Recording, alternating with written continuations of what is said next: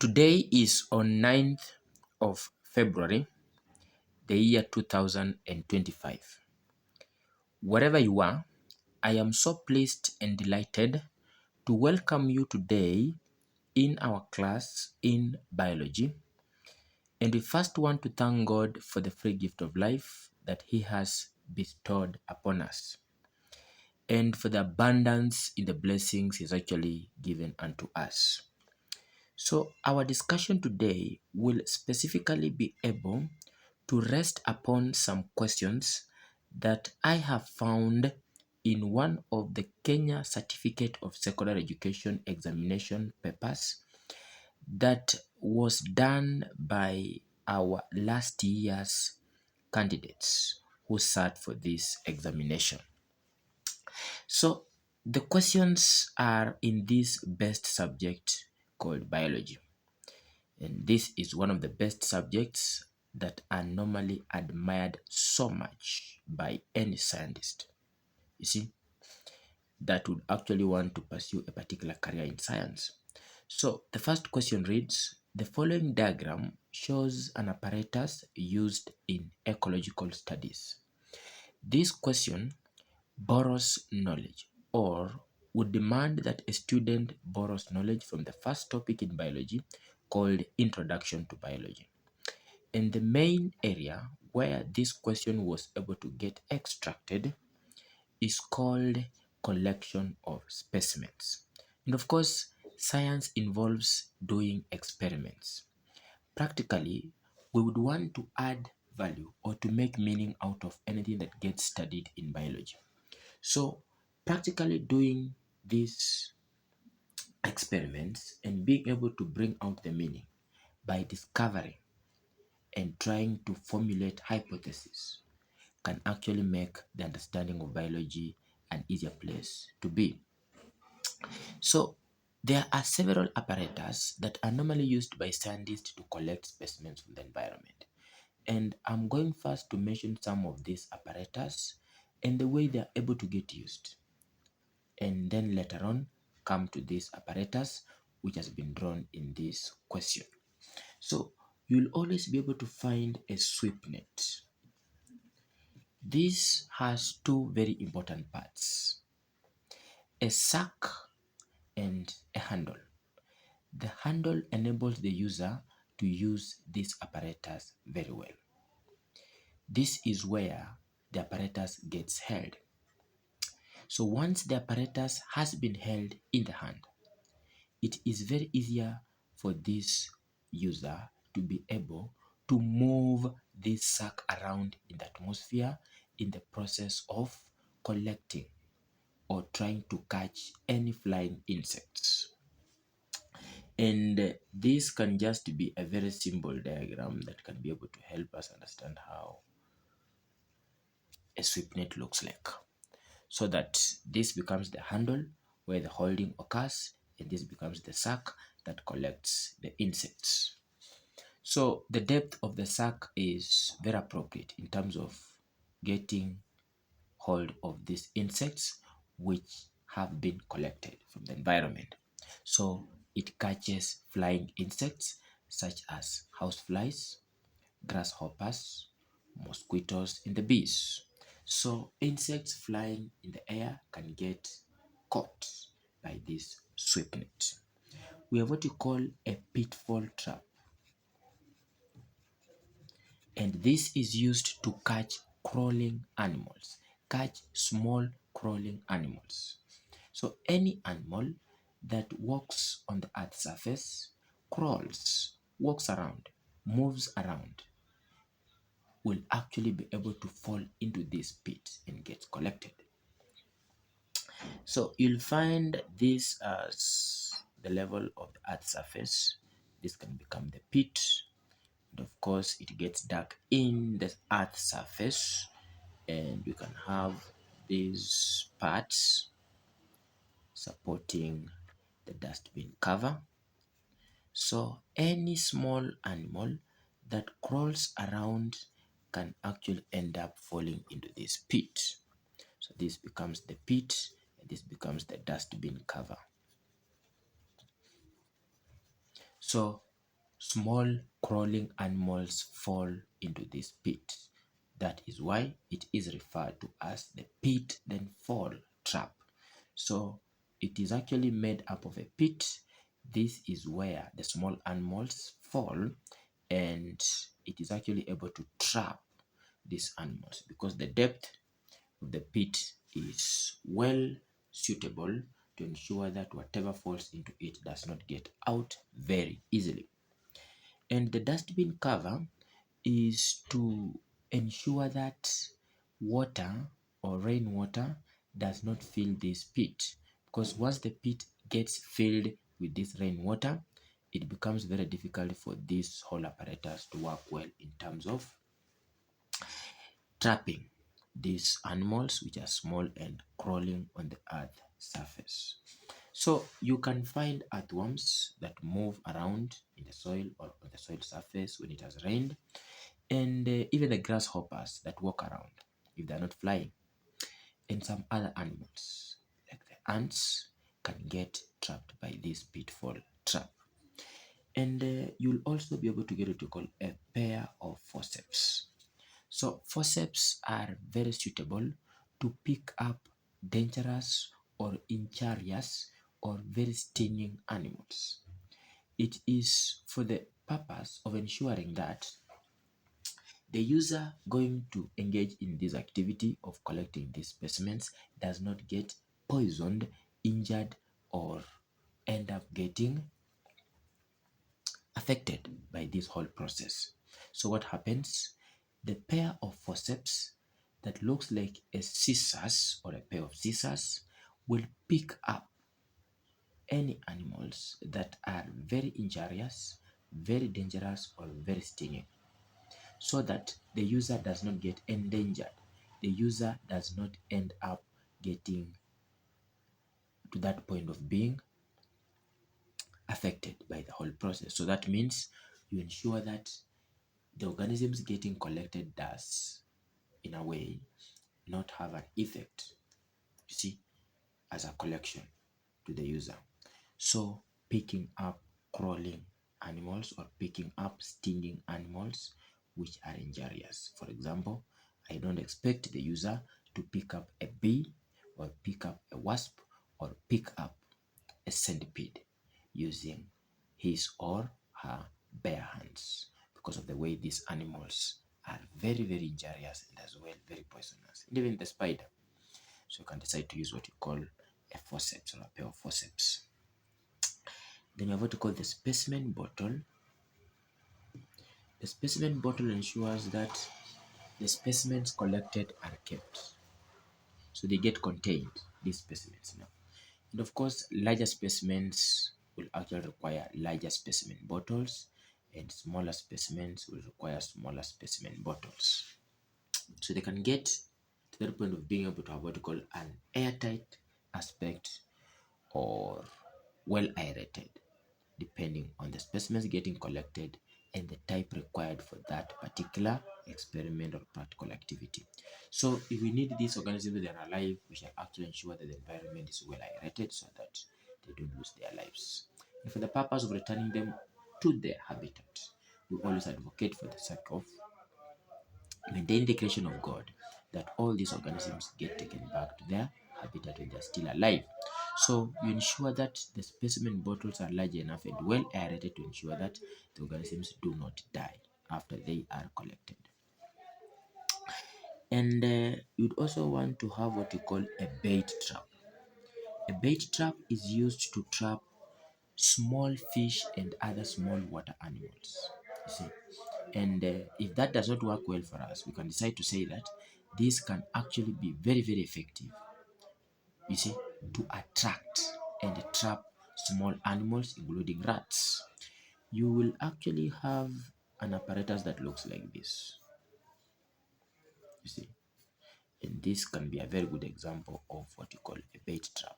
So this can be a bait, and this is a netting to prevent these organisms or these animals from escaping. So let's say a rat is here and it has been attracted by this bait, which can be a piece of bread, a piece of ugali or something very attractive in nature in terms of food. So the animals to the outside, and as far as where this apparatus is, get attracted. And once they enter, living becomes a problem. Living becomes a challenge to them. So that means the bait trap first attracts, then traps small animals, including rats. A bait trap attracts and traps small animals, including rats. Now, someone would also want to mention what you call a fish net. It is more effective to be used in an environment where there is what you call water. So a fish net traps small fish and other small water animals. You can talk about the tadpoles, of course, maybe the small frogs. So at the end of the day, any small fish in the water or any other small water animal can get trapped by this fish net. So a fish net traps small water animals and the small fish found in the water. Or you can just talk about trapping small water animals such as the fish, the tadpoles, the frogs, and others. So any aquatic animal that gets found in the water and is of a smaller size can get trapped by the fish net. So this apparatus drawn here is called a putter, and it is also used to actually collect specimens in the environment. It has two very important tubes. This tube has an arrow pointing to the inside of the apparatus itself. So the work of this is to actually suck the animals to be collected into this apparatus. So tube for collecting the specimens or tube for collecting the animals. And this other tube has an arrow pointing to the outside to mean tube where suction is applied. So this is where suction gets applied to ensure that the specimens or animals getting collected get collected well. So if the user is here and applies suction, then that means any small animal, either in the barks of trees or rock surfaces, get collected. They get sucked into this apparatus. They fall into this apparatus.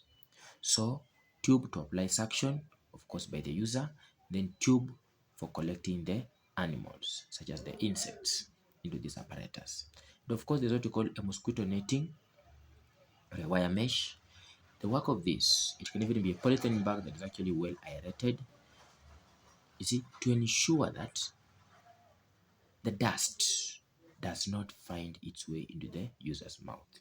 So this prevents dirt from entering the mouth of the user.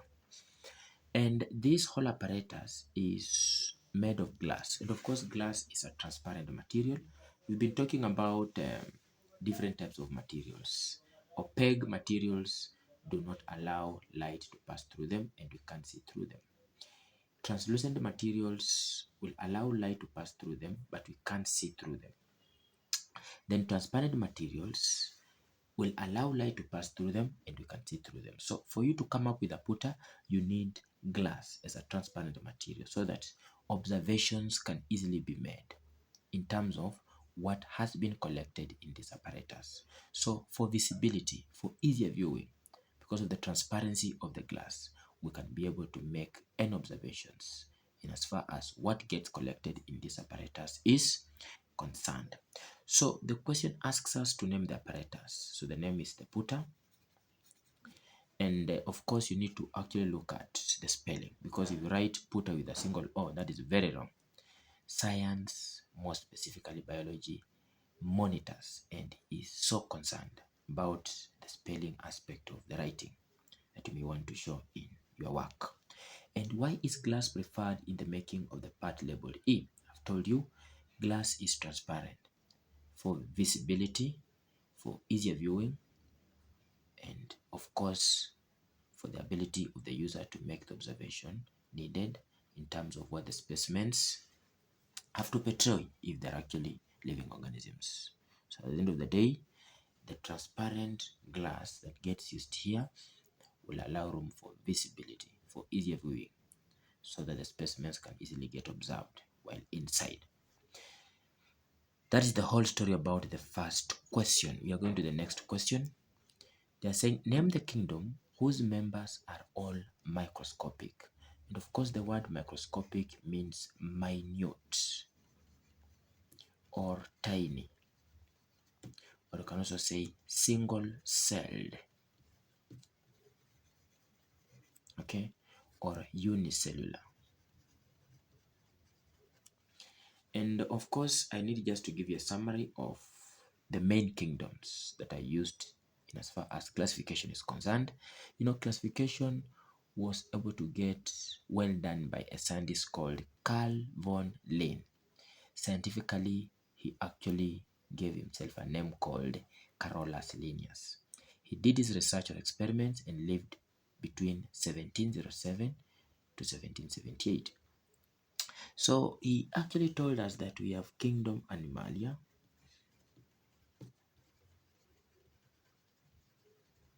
and he said under kingdom Animalia we have several phyla.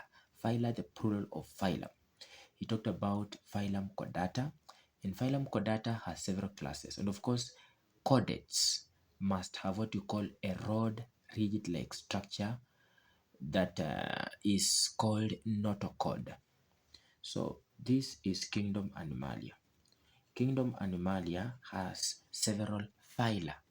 You know, phylum is the second level of classification. We've talked about kingdom, phylum, class. You see, you'll talk about order, family, genus, species. So those are the 7 levels of classification, from species to genus, phylum, order, class, phylum, and then kingdom. If you are referring to animals, you talk about phylum or phyla in plural. If you are referring to plants, you talk about division or divisions. So plants from that kingdom aspect get categorized, get classified into divisions. But from the kingdom Animalia, animals get classified further into phyla. So from kingdom Animalia, we have several phyla. We have to talk about phylum Chordata that consists of chordates. Chordates are animals that are able to have at one point a rod rigid-like structure called notochord. You see, a notochord will actually end up either persisting in some animals or disappearing in some other animals. For example, if I talk about a notochord, you can refer to what you call a backbone or a vertebral column. So in some animals like human beings, the notochord persists and develops into what we call a backbone or a vertebral column. And you are told that a backbone or a vertebral column has to get made up of, for example, in human beings, 33, you see, 33 bones, and these bones are classified into several categories. We have what you call the cervical vertebra, you see, we have what you call the thoracic vertebra, we have what you call the lumbar vertebra, we have what you call the sacrum, we have what you call the caudal or the coccygeal. If you go to support and movement, you'll have a better understanding of all these regions within the vertebral column. So you've talked about kingdom Animalia having a rod rigid-like structure at one point developing these animals called a notochord, and this structure can either persist in some animals like human beings or mammals and form what you call a backbone or a vertebral column. And I've told you this backbone or vertebral column in human beings has 33 bones. These bones are referred to as vertebrae. And these bones, which are 33 number, are able to get regionalized or classified into cervical vertebra with 7 vertebrae or 7 bones. We have what we call thoracic vertebrae that has 12 vertebrae or 12 bones. We have what we call lumbar vertebrae that has 5 vertebra or 5 bones. We have what we call the sacral that has 5 vertebra as well, and the caudal or the coccygeal that has 4 vertebrae. Those are going to add up to 33 bones or vertebrae that will actually form what you call the vertebral column. In some animals under the same phylum called Chordata will end up having this notochord disappearing, and those animals are referred to as Amphioxus. So animals that end up having their notochord disappearing at their later stages of development are referred to as Amphioxus. Amphioxus. So Amphioxus are those animals that have their notochord disappearing in their later stages of development. But in some, the notochord persists to form what you call the vertebral column or the backbone. For example, in human beings, we talked about the three bones that are referred to as vertebrae, and they actually form what you call the vertebral column, protecting the spinal cord, which is very delicate from any injury or damage. And of course, if you break your spinal cord or cause damage to the vertebral column, that means any communication between the lower parts of the body and the brain can get cut, and that can cause paralysis. And now, apart from kingdom Animalia, and of course, we've talked about phylum Chordata. There's also what we call phylum Arthropoda. And of course, under phylum Chordata, I've told you we have these classes: class Mammalia, class Fs that consist of all the birds, class Kcse consisting of all the types of fish. We have what we call class Amphibia. These are the amphibians like what you call the frogs, the toads, the newts, the salamander. You see, if you talk about class Reptilia, we shall refer to the tortoise, the lizard, the snake, the crocodile. You see, those are examples of reptiles. The snake, the tortoise, look at that, the crocodile, the lizard, the chameleon. There's so many. And if you talk about amphibians, I've talked about the toad, the newts, the salamander, the frogs. You see, those are amphibians. If you talk about mammals, there are so many. The lion, you see, the monkey, the bat, the dark-billed platypus, you see, the echidna. So, and of course, even under mammals, you can either have mammals which are able to lay eggs, you see, or those that have what you call a true placenta, or those that do not have a true placenta. For example, if you talk about a kangaroo, a spiny anteater, and a koala bear, those ones do not have a true placenta. So they have a structure that gets called a pouch, where their young ones can spend part of their life, can spend part of their gestation period as they grow and develop. So koala bear, the spiny anteater, and the kangaroo are called marsupials. Marsupials. Marsupials. To mean they do not have a true placenta. And they have a pouch, a structure to the outside of the body where the young ones can get to that point of being able to have the nutrients needed for their development or growth.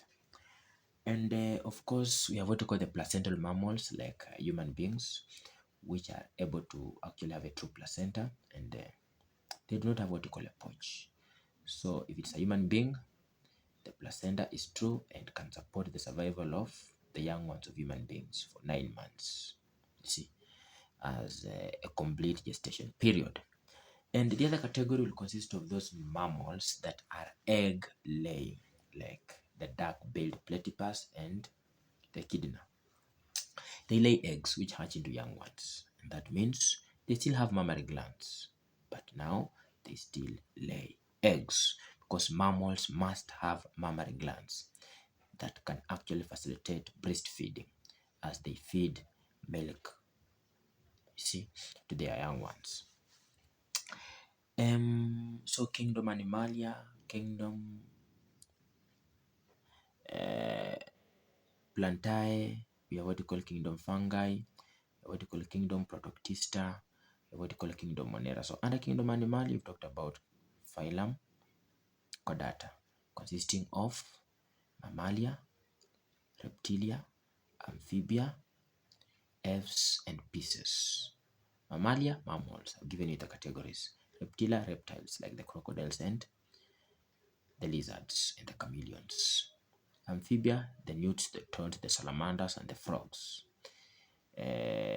The F's, the birds, like the ostrich, the kiwi, the emu, the flightless birds, that is, the dove, the duck. There are so many.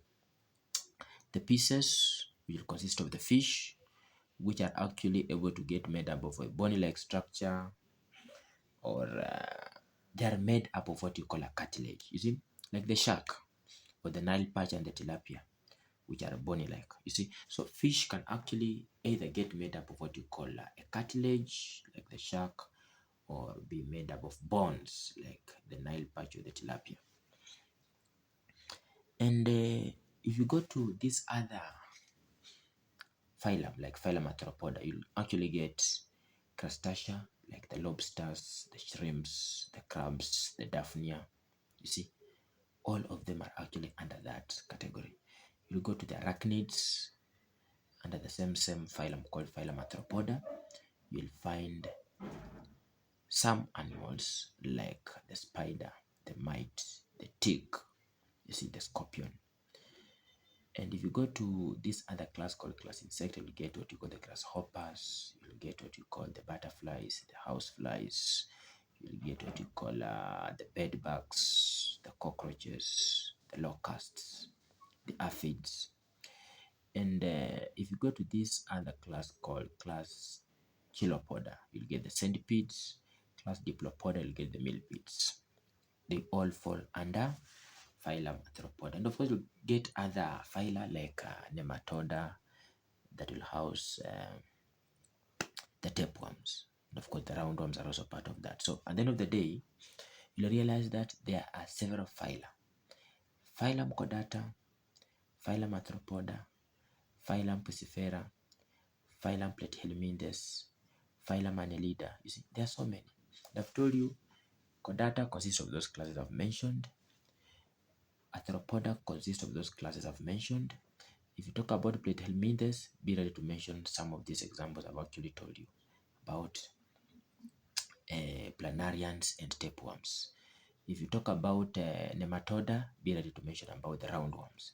If you talk about Annelida, be ready to mention about the earthworms. You see, even the sea sponges, you see. Echidnomata can also be a very good example of a phylum. So at the end of the day, the phyla are so many. So kingdom Animalia consists of animals which are multicellular and not microscopic. So that can actually get done away with. If you talk about kingdom Plantae, we'll mention about the divisions. Of course, some plants are green, some may not be green, so they may not be able to manufacture food. So kingdom Plantae will consist of three very important divisions, like division Bryophyta, that has to actually house mosses and liverwoods as examples of plants found under that category. We have division Pteridophyta that houses ferns and horsetails. We have what you call division Spermatophyta that has many green plants which are flower bearing. You see, and they have seeds which are able to actually either get enclosed in an ovary that develops into a fruit, or the seeds can be naked. So under Spermatophyta, we can have subdivisions. We have what we call Gymnospermaphyta as the first subdivision under division Spermatophyta, and Angiospermaphyta as the second subdivision under division Spermatophyta. And if you talk about Gymnospermaphyta, you'll get several classes like cycadales, ginkgo biloba as an example under class gingols, and coniferals. And coniferals consist of all the plants that resemble the cones, like the pine, the cypress, you see the cedar, they're all in that category. And if you talk about cycadales, they are plants that superficially resemble the palm trees. You see, with short, thick, and unbranched stems with very compound leaves. The leaves with many leaflets called pinnae. And you see, if you look at the last class under subdivision Gymnospermaphyta, the ginkgo biloba and the maidenhair are examples under ginkgos as a class. These plants have funnel-shaped leaves. They are dioecious, or they have both male and female. You see, some are deciduous, that means they can shed their leaves during the dry season to prevent excess loss of water. And of course, scientists do always say that the only surviving species of ginkgo biloba is found in China and not in Africa. So then that means all the plants to a greater extent are multicellular and not microscopic or unicellular. And the other kingdom is kingdom Monera. Kingdom Monera will house all the bacteria. And all the bacteria are unicellular, microscopic, single-celled, minute or tiny. So any aspect of observing them or studying them requires the use of a powerful microscope. So the kingdom that has members who are microscopic is kingdom Monera. All its members, which are the bacteria, are unicellular or microscopic. And of course, you must have been taught about the structure of a bacterium. We said a bacterium lacks very many organelles, including the mitochondria. This is the only kingdom that is prokaryotic. You know, prokaryotic means most of its organelles present and its genetic material is naked and not membrane bound. That means the nucleus of a bacterium or the microscopic organelles found in this bacterium are naked, not enclosed in a membrane. So a bacterium does not have a nuclear membrane. A bacterium is unicellular, colonial, or thalloid. That to mean all its members are unicellular or made up of a single cell. A bacterium will either feed autotrophically or heterotrophically. To mean some bacterium can contain chloroplast, so they can manufacture food through which process photosynthesis, while some feed on already manufactured food. You see, just like parasites feed by obtaining nutrients from the environment. And the bacterium do not have a cellulose making up their cell wall. So whatever makes up the cell wall of a bacterium is called glycoproteins, a mixture of glycogen and proteins. Glycogen is a form in which the excess glucose can get stored in animals. For example, we talked about polysaccharides. Polysaccharides are a category of carbohydrates. And of course, you have three main categories of what? Carbohydrates. You have what you call monosaccharides made up of one glucose molecule, like glucose, fructose, and galactose. Glucose is found in starchy foods. Fructose is found in fruits as a very important sugar, which is a monosaccharide found under this category of a chemical of life called carbohydrates. And you have what you call galactose found in milk. So these are the three main types of monosaccharides as an example of carbohydrates. So glucose, fructose, and galactose are examples of monosaccharides. Monosaccharides are examples of sugars found under this classification of chemicals of life called carbohydrates. So the second type of carbohydrates is called disaccharides. Disaccharides will consist of lactose, maltose, and sucrose. And of course, disaccharides consist of two glucose molecules. Di means two, mono means one. So monosaccharides consist of one glucose molecule, but disaccharides consist of two glucose molecules. For example, if I pick glucose and glucose, what do I make? I'll make a maltose, which is a disaccharide. And if I pick glucose and fructose, I'll make sucrose. And if I pick glucose and galactose, I'll make lactose. Sucrose is found in sugarcane. So sucrose is a disaccharide made up of glucose and fructose and is found in sugarcane. Lactose is found in milk as well. It is made when galactose and glucose combine. Maltose is found in malt sugar, for example, in barley seeds, and it actually consists of two very important monosaccharides, that is glucose and glucose. So you see, and the process of combining two monosaccharides to give us a disaccharide is called condensation. In the process, the disaccharide gets formed together with the water molecule. So glucose plus glucose, what are the products? I'll get maltose and water. The process, condensation. And the backward process, where now a disaccharide combines with water, is called hydrolysis. For example, if I say maltose plus water, maltose is a disaccharide. I'm adding water to a disaccharide. The process is called hydrolysis. What do I get? I get the two glucose molecules. And if I combine the two glucose molecules, the forward reaction is called condensation. What do I form? I form a maltose and water. Now, the last category consists of what you call polysaccharides as the third example of carbohydrates. Polysaccharides can be one, glycogen, the form in which the excess glucose gets stored in animals. So, if the body of a human being, for example, has excess glucose, what happens? For example, the brain passes the information to the pancreas. Let's say, for example, the blood has passed through the brain and the regulatory part of the brain has detected an excess amount of glucose in the blood. Electrical signals, you see, the neurotransmitters can actually be able to send impulses to the pancreas. The beta and alpha cells of the pancreas are stimulated to produce insulin hormone. The insulin hormone finds its way into the bloodstream, and at the end of the day, it converts the excess glucose in the blood back to glycogen. So the level of glucose is dropped. Look at that. Because if it is more than 90 milligrams per 100 centimeters cubic of blood, that becomes a problem. So any excess glucose can get converted to glycogen in the body of a human being, for example, by the aid of insulin. And when the level of glucose drops again in the bloodstream, what happens? The same part of the brain, for example, the cerebrum sends impulses to the pancreas, which again produces a hormone called glucagon. The glucagon then converts the excess glycogen in the bloodstream or in the animal tissues to glucose. The level of glucose rises. Of course, it gets oxidized to produce energy for the body. And so we have the last kingdom called kingdom protoctista, and this kingdom also gets called protista.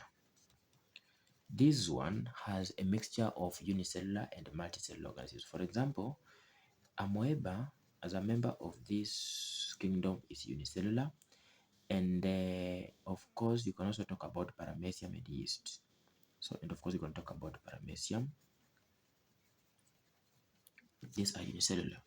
So amoeba, paramecium are examples of the members of kingdom protoctista or protista. And of course, we'll talk about kingdom protoctista or protista getting classified into the protozoa and algae. Protozoa are the animal-like organisms under this kingdom. Then the algae are the plant-like organisms under this kingdom. For example, kingdom protoctista or protista has algae-like members. So algae-like members to mean they must have the green coloring matter called chloroplast. So that means they can manufacture food. That's why most of these plants, like the algae I'm referring to as members of this kingdom called protoctista, are found in water. So they get referred to as phytoplanktons.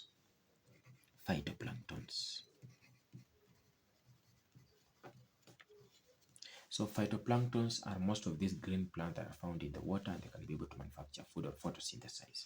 And we always actually get to that point of telling students that most of the plants which are submerged in the water, like these phytoplanktons, have very few chloroplasts, or can even have more chloroplasts, which are very sensitive to light.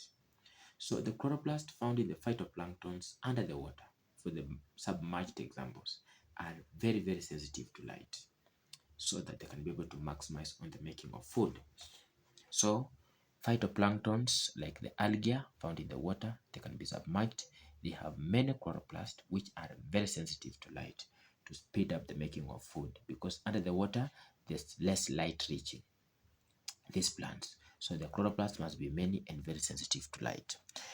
So we have the algae like you can talk about the Chlamydomonas that has a cup-shaped chloroplast to photosynthesize. You can talk about the Euglena. You can talk about the Spirogyra. They have chloroplast, so they make food. So these examples of algae-like organisms can be able to feed autotrophically. So they are autotrophs, to mean they make their own food and do not depend on any other source of food. Then the protozoa-like are animal-like. That means they do not have the chloroplast, so they cannot be able to manufacture food. For example, you can talk about the amoeba, you can talk about the trypanosoma, which are actually very common in our environment, the Vorticella, you see. So some are animal-like and some are plant-like, and some are unicellular while others can be multicellular. So at the end of the day, I will actually be able to just remind you that Kingdom Monera, consisting of bacteria, will be able to facilitate its movement in the environment by the aid of what you call flagella. So bacteria use flagella to move around. You see, they've said their cellule is made up of what you call glycoproteins, with a naked nucleus and very few organelles with the mitochondria missing. So that means they can respire anaerobically or aerobically, to mean they can either respire in the absence of oxygen or in the presence of oxygen. In the process, they can break down food to produce energy for their structures, whether oxygen is present or absent. And as we move forward, you'll actually realize that some other examples of members of Kingdom Protoctista can be the diatoms, the sargassum. For example, people are using diatoms to actually make paints, you see, and sargassum is a very good source of iodine. Look at that. So all these structures are very useful in the environment. They are very useful in the environment. And the last kingdom is called kingdom fungi. Kingdom fungi has a mixture of unicellular and multicellular organisms. You can talk about the mushroom, the toadstool, they are all multicellular. Even the puffball, they are multicellular. But others like yeast are unicellular. So the most appropriate answer we are supposed to have given to this question was supposed to be kingdom monera. Fungi like mushroom, toadstool, and the puffball are multicellular. You can talk about the yeast, which is unicellular. But bread mold is multicellular. You can be able to see it with your naked eye. And the penicillium is multicellular. Penicillium is used in the making of penicillin, which is actually used as an antibiotic to treat bacterial infections. So the next question asks, state two diseases caused by organisms belonging to the kingdom named two above. So we can talk about Treponema pallidum that causes syphilis. So Treponema pallidum. So it is a bacterium that causes a disease called syphilis. So the first example could be syphilis. You can talk about Vibrio cholerae as another example of a bacterium that causes cholera. You have also gotten an answer. You can talk about Salmonella typhi. And scientifically, these names must be written with the genus name starting with a capital letter and the species getting in small letters, and the names must be underlined separately because they are scientific names given in Latin. So Salmonella typhi, you see, it is a bacterium that causes typhoid. And there are so many. We have what you call Bordetella pertussis that causes whooping cough. We have what you call Mycobacterium tuberculosis that causes tuberculosis. You see, Mycobacterium gonorrhoeae that causes gonorrhea. You see, tetanus is also caused by bacterium. So there are so many. And the next question says, during a macroscopic practical oriented activity, the following materials were provided: a temporary mount of an onion epidermis and a transparent ruler. State the aim of the experiment. That experiment must have actually been able to get focused on determining the size of the cell or the cell length across the field of view. So just say determine the cell length or determine the cell size. Determine the size of one cell. Determine the cell's length across the field of view. That is what you're supposed to have given us the answer. So determining the cell length or the size of the cell. Very good. Determining the size of the cell or determine the size of one cell. You see, determining the size of one cell. So determining the length of one cell. Because at the end of the day, if you put this onion epidermis on the stage, you'll determine several cells. You'll count several cells. So you want to determine the size of one cell. So you'll say determining the size of one cell or determining the length of one cell. Okay. And we have two main types of slides. You have what you call a temporary slide and a permanent slide. In biology, a temporary slide is a slide that gets prepared to be used immediately when freshly prepared and cannot be able to get reused. If I decide to get a specimen or decide to get a particular part of an animal's body or a plant's body and I use it immediately without keeping it for use, it becomes a temporary mount or slide. But a permanent slide is that can get used and preserved for use later on. You see, I can use it at the moment, then preserve it for later use. That becomes a permanent slide. So then let's move to the next question. They have said, explain how the aim stated in 3A can be achieved. First, you have your microscope, you see, and you can have this as your mirror to just reflect light the stage. I'm just making a sketch for the purpose of your understanding. And you can have this one as our diaphragm. Okay, it's supposed to be somewhere with the rubber, so I just need to get that point of drawing what is needed. So that can be our mirror, don't worry so much. So this can be our diaphragm. We can have a condenser here, then we can have our stage here with the specimen get placed. Okay, this can be our armor limb, and you can have the body tube. You see, yeah, this is what you call okay. So we have what we call the eyepiece lens here, where the observation gets made. I told you the eyepiece lens has a lens that can also contribute to the magnification of the specimen getting observed. So the eyepiece lens is a position in the microscope where the observation gets made. And number two, it has a lens with a particular magnification for the purpose of also enlarging the specimen. We talked about the body tube holding the eyepiece lens and the revolving nose piece in position. So the work of the body tube, this one here, is to hold the eyepiece lens and the revolving nose piece in position. Very good. And we talked about the armor limb.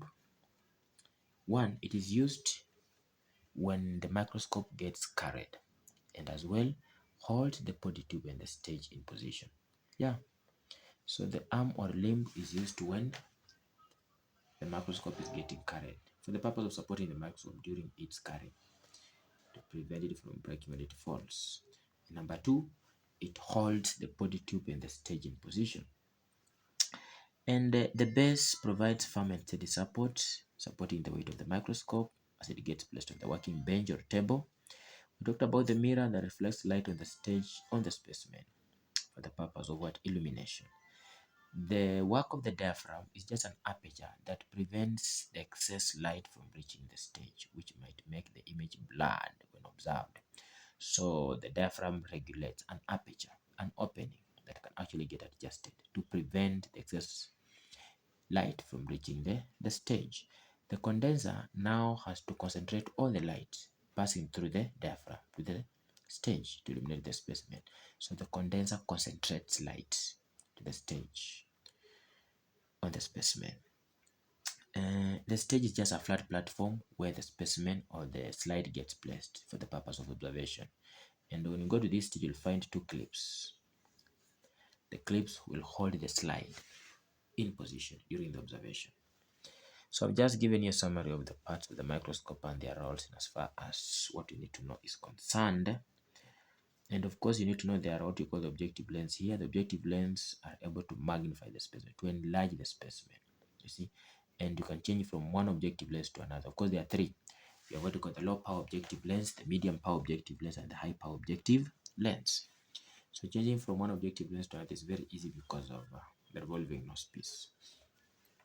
And of course, the revolving nose piece will hold those objective lenses in position, enabling change from one objective lens to another as the observation gets made. So then what do you do?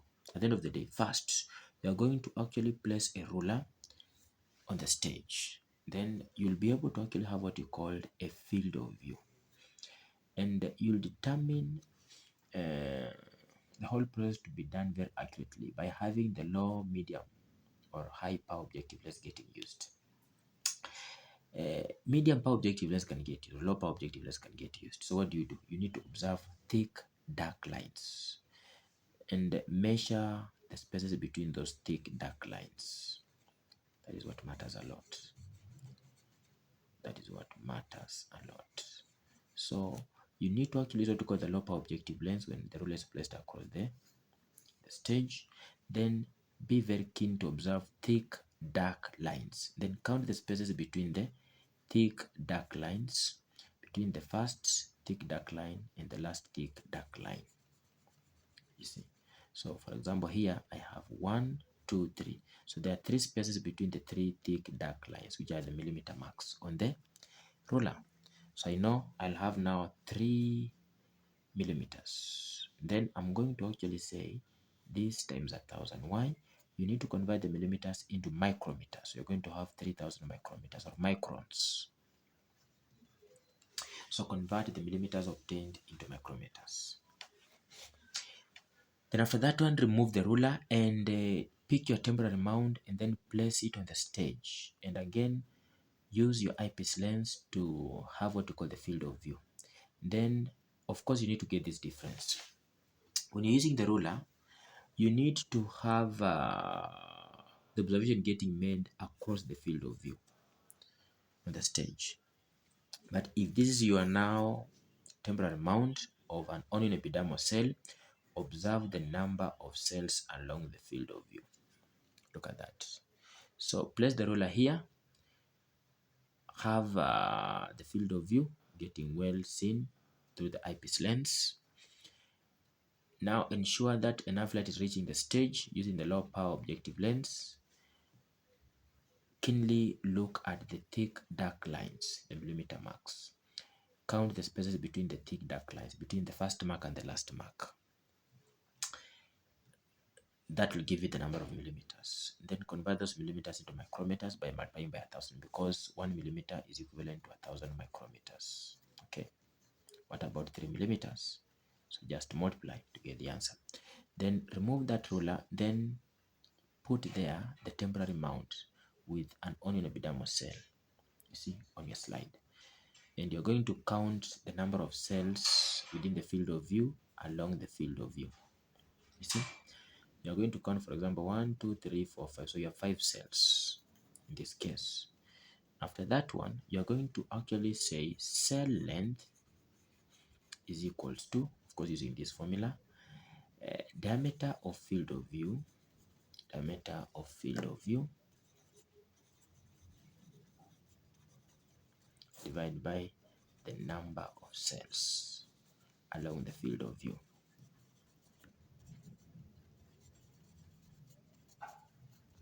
See, so I'm going to have 3,000 micrometers divided by 5 cells. That gives me 600 micrometers. So that becomes the cell length, or the size of one cell across the field of view. And that question gets well done. So you can talk about placing a ruler across the field of view. Using the low power objective lens, you can look at the thick dark lines, the millimeter marks, that is. Count the spaces between the thick dark lines. Those are going to be your millimeter marks. Then please convert that into micrometers. Remove the ruler, place the temporary mount of the onion epidermal cell on the stage. Then count the number of cells along the field of view. Pick the diameter of field of view in micrometers divided by the number of cells counted along the field of view. You will get the size of one cell. So the following diagram represents a specialized animal cell. You can find this information and a topic called the cell in Form 1 or reproduction in Form 3. And of course, you need to know this, what you call the tail sheath, the farthest part of that. And this is what you call the head. We have what you call the neck. See, what you call the middle piece. So within this head, you have what you call the nucleus. The nucleus houses the genetic information from the father. And this middle part is called the axial filament. That you also need to know, the axial filament. And this is a sperm cell. Someone can talk about the spermatozoa. I can give you the answer. So sperm cell or a spermatozoa. So one, it has what we call an acrosome. And the acrosome, as we are told, produces enzymes called lytic or hydrolytic enzymes. Those enzymes can dissolve the vitelline membrane of the egg. You see, if you go to the structure of an egg of a woman called the ova, you'll realize that it has quite a good number of what membranes.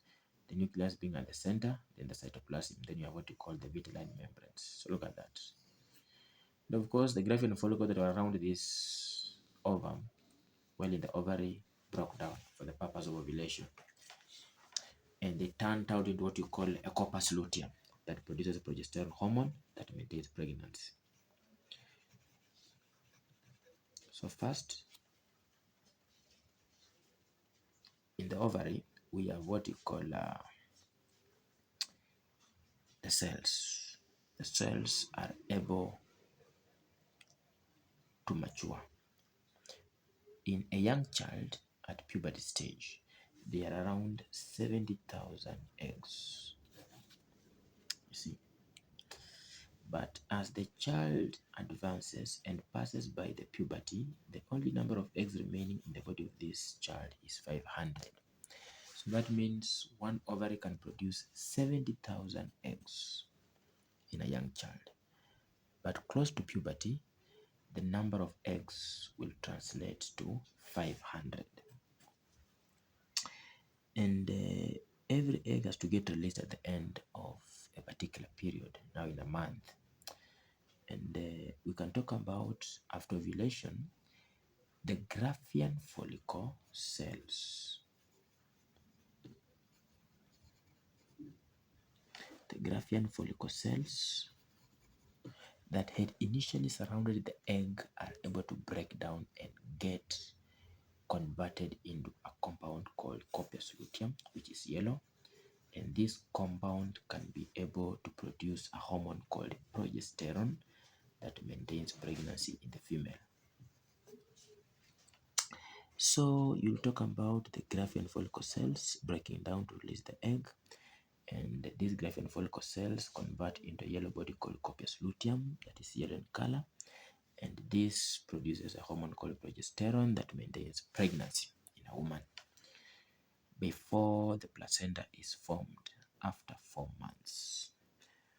Okay, so then the nucleus contains genetic material that is responsible for what the child has to carry from the father. And of course, F will have what we call the mitochondrion. So the mitochondria are, of course, a good example of organelles. Their work is to provide site for respiration so that energy can get produced to propel this sperm cell forward. Once there is an ejaculation, the penis introduces sperm cells into the female's reproductive system via the vulva. The sperm cells are deposited into the vagina or the birth canal. The sperm cells in the birth canal or vagina are able to get pulled towards the cervix by suction, so they cannot swim while in the birth canal. On reaching at the opening of the uterus called the cervix, the sperm cells now swim into the uterus and they have to actually proceed with the swimming to the oviduct or fallopian tube where fertilization is going to occur. So the swimming towards the oviduct or fallopian tube to fertilize the egg requires energy. That energy is provided by the mitochondrion found at this point where F has been labeled. So, and of course, at the same time, we have what we call the centrioles. At the same point, the centrioles can be able to actually speed up the rate of cell division. Why? Because they aid in the formation of what we call spindle fibers required during meiosis and mitosis, as far as cell division is concerned. So you'll also talk about the mitochondrion or mitochondria providing site for respiration to produce energy for the sperm cell to get propelled forward. And of course, the tail also assists in pulling, you see, or in pushing this sperm cell forward. So you see that aspect of moving side to side, the side to side movement of the tail of this sperm cell propels it forward, apart from what the energy can do, you see. So, and of course, for the tail to actually move side to side, it requires energy. So that energy is produced by the mitochondria when food is broken down within the mitochondria. And we've talked about the centrols within the same region being able to speed up the rate of cell division. Of course, when the male and the female nuclei fuse, when the sperm cell fertilizes the egg, then that means they'll form what you call a zygote. A zygote has to undergo what you call mitosis as a type of what cell division to form what you call an embryo. that later gets implanted in the uterus. And that means that embryo can further develop into what we call a fetus. And the fetus can further develop into what we call a baby. You see? So the male and the female nuclei fuse. The male nuclei in the sperm cell, the female nuclei in the egg. When they fuse, they form what you call a zygote. A zygote is a single cell made up of two nuclei from two parents, of course, the male and the female parents. So that undergoes cell division, dividing mitotically to form what you call an embryo. And of course, from the oviduct to the uterus, where the single nucleus has to get implanted, it requires around 7 days. So when the zygote has to get formed and it undergoes cell division, it takes 7 days for that zygote to get implanted in the uterus. Of course, we have two main layers in the uterus, what we call the endometrium, then the myometrium. So the embryo reaches the uterus after 7 days and of course gets implanted. And the implantation requires the use of what we call trophoblastic villi. Trophoblastic villi are the ones that project into the endometrium lining of the uterus so that the embryo can get implanted. And that point, we do not have the placenta. So what happens? The embryo can get nutrients from the lining of the mother's body through what we call the trophoblastic villi. And of course, that pregnancy is maintained by the progesterone hormone produced by the corpus luteum, resulting from the breakdown of what we call the Graafian follicle cells. And at the end of the day, you'll realize that the uterus ends up having a placenta forming after 4 months. And the placenta can now take over the role of the progesterone hormone to maintain pregnancy by providing site for exchange of nutrients. And so we've done the question: identify the cell, the sperm cell, the spermatozoa. Name the cell organelle that is likely to be found in abundance in the part labeled F. We can talk about the mitochondria that provide site for respiration to produce energy to propel this sperm cell forward as it swims while in the uterus. Explain the answer in B. I've actually done that. Name two components of blood that are absent in the tissue fluid. You see, there's a topic in Form 2 called transport in plants and animals. You are told that we have three very important parts of what you call the blood vessels. You have what you call the arteries, the veins, and the capillaries. And of course, arteries are like the jugular artery, the carotid artery, the branchial artery, the iliac artery, the femoral artery, what you call the coronary artery, the aorta, the pulmonary artery. So arteries are major blood vessels. The blood in them flows under pressure and the blood flows in pulses. They do not have valves and their walls are thick, elastic, and muscular. So the blood in them flows under high pressure. And the blood vessels referred to as arteries lie deeper in the body, unlike the veins which are actually able to get found at the skin surface, you see. And the blood vessels called arteries will carry blood majorly away from the heart, and they majorly carry blood rich in oxygen, apart from some arteries like pulmonary artery that carries deoxygenated blood from the heart to the lungs for purification. The what we call the umbilical artery that carries deoxygenated blood from the body of the mother or from the circulatory system of the mother to that of the baby. So veins tend to not lie deeper in the skin. They have valves throughout their network. And of course, you can't be able to say that arteries don't have valves, because at the end of the day, if you look at the arteries living in the heart, the main arteries living in the heart, like the aorta and the pulmonary artery, they are what we call semilunar valves that can prevent the backflow of blood into the heart when the ventricular muscles relax. So then at the end of the day, you realize that all these blood vessels aim at ensuring that blood flows in a particular direction. Then veins carry blood towards the heart, and they have valves throughout their network. Blood in them flows under low pressure. The blood does not flow in pulses. And they all carry deoxygenated blood, except pulmonary vein that carries oxygenated blood from the lungs to the heart, and the umbilical vein that carries oxygenated blood from the mother's circulatory system to the baby. So to answer our question, you've been asked to give the component of blood that is absent in the tissue fluid. So when blood flows from arteries, arteries branch to form arterioles. Then arterioles further branch to form capillaries. You see, capillaries are very tiny, one cell thick. So whatever happens is that they are close to the cells. They are the ones that supply nutrients to the cells. So when this blood reaches in these capillaries and it's actually under high pressure because of the branching from arteries, what happens? The blood will have this process called ultrafiltration or pressure filtration. So the liquid part of the blood gets ultrafiltered to the surrounding cells closer to the blood vessel called the capillary. So the process is called ultrafiltration or pressure filtration. So the liquid part of the blood gets ultrafiltered. And this liquid part of the blood is going to form what we call the tissue fluid. This tissue fluid bathes the cells. So the cells get well bathed. So at the end of the day, oxygen, nutrients like glucose, amino acids, fatty acid, glycerol can actually get delivered to the cells. And wastes like carbon dioxide and urea can get taken back into the capillaries. And of course, capillaries can now be able to end up joining to form venules. The venules can now be able to form what we call the vein. The vein will carry blood back to the heart, which is deoxygenated, carrying wastes such as carbon dioxide and urea. And of course, because of the tiny nature of these capillaries, some blood vessels cannot actually be able to have this process occurring in them. And of course, you can't expect red blood cells to get ultra-filtered. So red blood cells cannot get ultra-filtered. Platelets cannot get ultra-filtered. But you can expect plasma, the liquid part of the blood, to get ultra-filtered. Number two, you can expect white blood cells to get ultra-filtered. They can actually be able to pass through the delicate capillaries, which are very tiny, to find their way into the what?